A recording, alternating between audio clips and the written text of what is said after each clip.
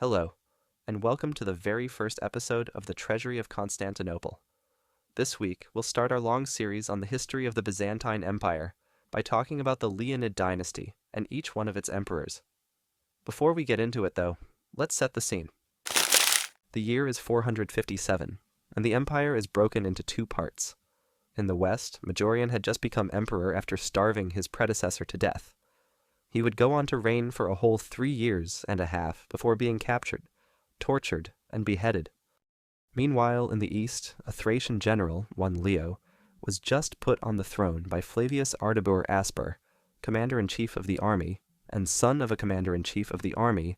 Aspar was of Alan Gothic descent, in other words, a barbarian. But not just any barbarian. He had been one of the most influential people in the empire for a quarter of a century, and had put his own personal assistant on the throne 7 years earlier, Emperor Marcian. Now, Marcian was dead, and Aspar picked Leo, one of the commanders of his army. Aspar thought that Leo would be an easily manipulatable puppet ruler. Aspar thought wrong. Not much is known from Leo's early life, except for the fact that he was born around the year 400, probably somewhere in Thrace. He joined the Roman army and rose up the ranks, becoming a general, and then comes re militaris. He had been for a long time attached to Aspar's army and close to his household, hence why Aspar chose him. Leo's loyalties, however, didn't actually lie with Aspar. During the first half of his reign, he tread carefully, not showing any hostility towards Aspar, not opposing him in any matters, making Aspar's son Caesar when he requested it. In a word, he played the part he was expected to play. Below the surface, though, Leo had his own ambitions, and in order to achieve them, he needed support from someone other than Aspar. Just 3 years into his reign in 460, Leo created a new body of the imperial guard, the excubitors, and notably filled their ranks with Azarians rather than Germans. This would ensure their loyalty to him and thus his personal safety. Then, Leo turned to the army, and there too he promoted as many Azarians as he could. This wasn't by accident, but rather a well-orchestrated plan, an alliance between himself and the Azarian tribe, who had lived in the Roman Empire for centuries, and was well known for its military capabilities. In exchange for their help, he married his eldest daughter Ariadne to a promising young Azarian general, Tarazus, who took the name Zeno. In 463, he gave Zeno the command of the Eastern Army. By this time, Aspar was in his 60s, and Leo did his best to keep him away from any major military engagements, despite him still holding the title of commander-in-chief of the army. Around 464, Zeno somehow got his hands on a letter written by Aspar's son, Ardabur, where he asked the Persian king to pretty please invade the Roman Empire, and that if he did, Ardabur would support the invasion. Zeno promptly gave the letter to Leo, who promptly fired Ardabur from his position of commander-in-chief of the army of the East. This was a great blow to Aspar, but his power and influence didn't disappear overnight. In the next few years, Leo solidified his position and became more openly hostile towards Aspar. Finally, in 471, Aspar's son was caught up in a plot to overthrow Leo, and the two were executed on the spot. Leo I reigned in total for 17 years.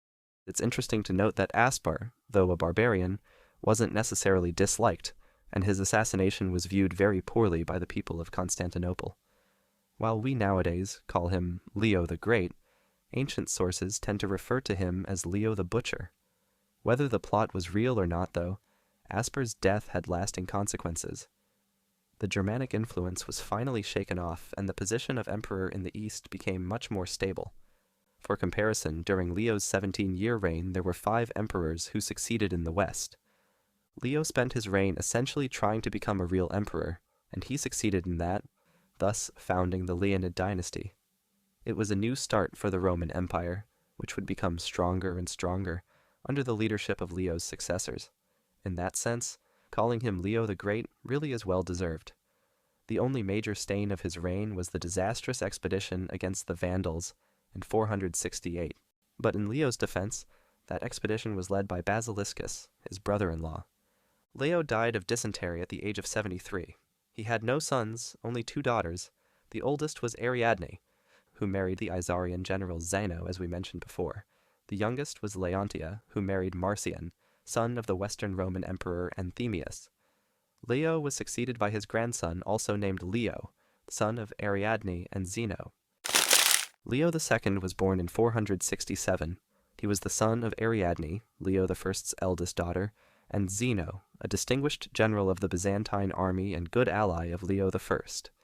In 473, at the age of 6, he was made co-emperor by his grandfather. The following year he became sole emperor after Leo died. Due to his young age, his father was made regent and then co-emperor. The little emperor Leo II died some months later of some kind of illness, having reigned for little more than 10 months. Zeno's name was actually Tarasus, and he was an Isaurian. The Isaurians were a tribe who lived in the Taurus Mountains, well known for their military abilities, but considered foreigners by the Byzantines. Zeno had distinguished himself in the military early on, and around 464 he was appointed to the prestigious office of Cumes Domesticorum. He became an important ally of Leo I, as he was able to offset the influence of Asbar and his Germanic officers in the Byzantine army. Zeno eventually joined the imperial family by marrying Leo's daughter Ariadne, thus becoming his son-in-law. The couple had one son, named Leo after his grandfather. In 468, Zeno was appointed commander of the army of Thracia. The following year, he got the office of commander of the army of the East and settled in Antioch with Ariadne and baby Leo. They stayed there for 2 years and then returned to Constantinople in 471, as Zeno was given one of the highest offices in the empire, Magister Militum Praesentalis. In October 473, baby Leo, who was 6 at the time, was appointed Caesar. In January 474, Leo the Rhind died, and baby Leo became Leo II. Due to his young age, his father Zeno was appointed co-emperor. Leo II's health didn't allow him to stay on the throne for long. He died only a few months after. And that's how Zeno the Isaurian became emperor in November 474. His reign was marred by internal and external conflicts. Let's see how he did. By 474, the Byzantines and the Vandals had been at war for, let's just say, a while. On that year, though, Zeno managed to settle an eternal peace treaty with their king, Gaiseric. It included many stipulations. Most important were the ransom of Roman prisoners held by the Vandals and the end of the persecution of Orthodox Christians in the Vandal kingdom. In 475 there were problems at home. Verina, Leo I's wife, raised a rebellion in the capital, setting up her brother Basiliscus as emperor. Zeno had to flee Constantinople, but in just 2 years he was able to return in glory. Basiliscus was swiftly imprisoned in a fortress, where he proceeded to die of hunger. In 479, there was a second revolt, this time led by Marcian, son of the Western Roman Emperor Anthemius, grandson of the Eastern Roman Emperor Marcian, and brother-in-law of Zeno himself. Marcian married Zeno's wife's sister, Leontia. Marcian, for some reason, gathered troops in Constantinople and planned to storm the imperial palace. The situation was dire, and Zeno was almost caught, but after convincing the rebels that what they were doing was wrong, he was able to escape. Then, he captured and imprisoned Marcian and his brothers. In 484, there was revolt number 3, led by one Flavius Illus. Flavius Illus was an Isaurian like Zeno, and a general, also like Zeno. They seem to have had a complicated relationship. Flavius Illus had initially supported Basiliscus's revolt, but then turned against him and supported Zeno instead. This made him enemy number 1 of Verina. In the subsequent years, Flavius Illus plotted to have Verina imprisoned, while Verina plotted to have Flavius Illus murdered. Zeno had nothing to do with this, by the way. In 484, Flavius Illus and some of his friends revolted against Zeno. Zeno sent an army to fight them, but lost. In 485, Zeno sent another army to fight them, but lost again. He did manage to force the rebels into the fort of Papurius, though, which he laid siege to, and there they stayed for 4 whole years, until Zeno was able to storm the fortress. Flavius Illus and friends were captured and beheaded. The Ostrogoths had been a constant threat to the border regions of the empire, and Roman emperors often had no other choice than to pay them off. During Zeno's time, there were 2 rival leaders of the Ostrogoths, both named Theodoric. In the beginning, Zeno managed to have them attack each other and leave him and the empire alone. In 478, though, He promised to support one of the Theodorics against the other, but didn't actually send any troops. Upon realizing no Roman reinforcements were coming, Theodoric I persuaded Theodoric II to join forces and attack Zeno instead, which they did. Zeno then tried to bribe one of them with money, soldiers, and titles, but it didn't work. Then he tried to bribe the other one. This time it did work. But this brilliant plan led to that Theodoric having more money and more soldiers than before. Zeno, understanding the pickle he got himself to, asked the Bulgarians to pretty please attack Theodoric's home base, Thrace, which they did. Theodoric then proceeded to crush the Bulgarians. Very angry by this time, Theodoric marched to Constantinople, but was forced to abandon his plans and return to Thrace as his Goths were fighting each other. He died on the way back. Thus, the other Theodoric became king of the Ostrogoths. Zeno made an alliance with him and appointed him Magister Militum Praesentalis in 481, then consul in 484. Zeno was thus able to get Theodoric to fight wars for him, which Theodoric did on a number of occasions. In 486, however, he revolted against Zeno and attacked Constantinople. Zeno paid him off and suggested that Italy was such a nice place, why not go there? If he could defeat Odoacer, Italy would be his. Theodoric took Zeno up on his offer and just left. He attacked Odoacer in 489, and after 4 years of fighting, finally won. A win-win deal if there ever was one. Theodoric became king of Italy, and Zeno at long last eliminated the pesky Germanic presence in the east, completing what his predecessor Leo the Furnace had started. Unfortunately for Zeno, he was never popular during his reign, mostly because he was an Isaurian, which, to the polite society of Constantinople, was as good as being a barbarian. He was also not particularly liked by the church, due to his efforts in trying to reconcile the Nestorians and the Monophysites. His greatest success, though, was undoubtedly the creation of a native army. After relying on foreign mercenaries for almost 100 years, the beginning of a national army, as we may call it, began to re-emerge. Furthermore, we can also credit Zeno with stabilizing the empire. With his peace with the Vandals and the sending off Theodoric to Italy, his successors had less enemies to contend with.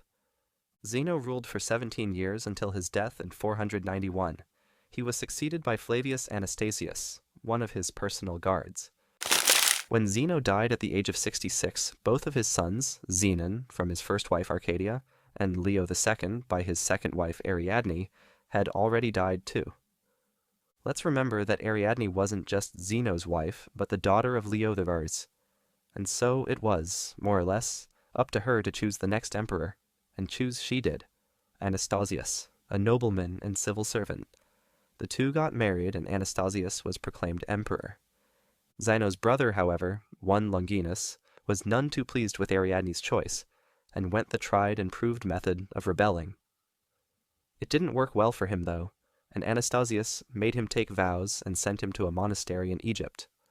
Another Longinus, Longinus of Cardala, also an Isaurian and friend of our Longinus No. 1, who was at the time the commander-in-chief of the army of the Praetorian prefecture of Illyricum, went to Isauria and called his countrymen to arms. 100,000 of them came to aid, but they too were defeated. After everyone got the rebelling out of their systems, it was time for the barbarians.